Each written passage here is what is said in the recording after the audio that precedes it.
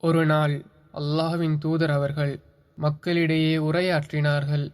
அப்பொழுது அவர்கள், மனிதர்களே, நீங்கள் அல்லாஹ்விடம் செருப்பு அணியாத வெறுங்காலுடையவர்களாக, உடை அணியாதவர்களாக, விருத்த சேதனம் செய்யப்படாதவர்களாக மறுமையில் எழுப்பப்படுவீர்கள் என்று கூறிவிட்டு, முதலில் படைப்புக்களை படைத்தது போன்றே அந்நாளில் அதனை மீட்டுவோம். இது நம்மீது வாக்குறுதியாகும். நிச்சயமாக நாம் இதை செய்வோம் எனும் திருக்குர்ஆன் வசனத்தை ஓதினார்கள். பிறகு மறுமை நாளில் உடையணிவிக்கப்படும் முதல் மனிதர் இறை தூதர் இப்ராஹிம் அவர்கள்தாம்.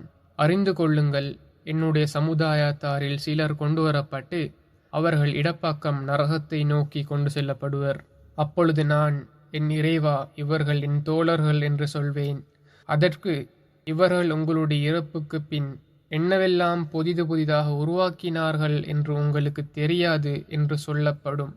அப்பொழுது நான், நல்லடியார் ஈசா அவர்கள் சொன்னதைப் போல், நான் அவர்களிடையே வாழ்ந்து கொண்டிருந்த வரை நான் அவர்களை கண்காணிப்பவனாக இருந்தேன். நீ என்னை அழைத்து கொண்ட பொழுது நீயே அவர்களை கண்காணிப்பவனாக ஆகிவிட்டாய் என்று பதிலளிப்பேன்.